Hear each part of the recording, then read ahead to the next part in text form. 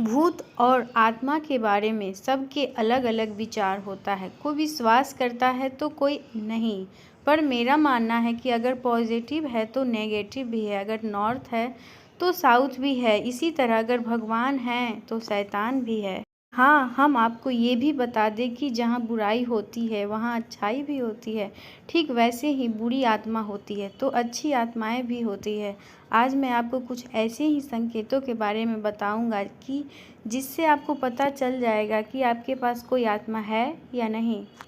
यदि आपके घर का बल्ब अजीबोगरीब तरीके से जलता है या बुझता है तो ये एक तरह का संकेत हो सकता है। यदि आपके आसपास कोई प्रेत आत्मा है, इसके बारे में मनोवैज्ञानिकों का मानना है कि अगर कोई नेगेटिव एनर्जी आपके पास होती है तो ऐसा होने लगता है। अगर आपके आसपास का तापमान अचानक कम या ज़्यादा हो जाता है तो आपको समझ जाना चाहिए कि पास ही कोई भूत हो सकता है। या तो फिर अचानक से ही आपको सर्दी या गर्मी लगने लगती है तो भी समझ जाइए कि आपके आसपास कोई बुरी आत्मा जरूर है। रात के समय यूं तो घड़ी की टिक टिक सुनाई देती है, लेकिन अगर ये आवाज़ असाधारण रूप से तेज सुनाई देने लगे तो समझ जाना चाहिए कि कुछ गड़बड़ है। और ऐसे में आपको अपने दिमाग पर काबू रखना है जिससे कि कोई बुरी ताकत आपके दिमाग पर या आपके शरीर पर हावी ना हो सके।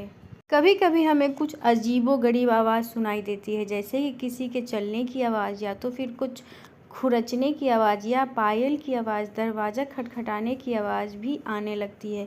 ये संकेत किसी पैरानॉर्मल एक्टिविटी की तरफ इशारा करते हैं। कभी कभी हमें अचानक से ही बहुत तेज खुशबू आने लगती है। अगर आपके पास किसी इत्र की महक आती है तो ज़्यादातर ऐसा माना गया है कि यह अच्छी आत्मा होने का संकेत है। अगर कोई लोबान, धूप, अगरबत्ती की महक आती है तो ये भी अच्छी आत्मा के का संकेत है, और अगर बदबू आती है तो ये बुरी आत्मा का होने का भी संकेत होता है।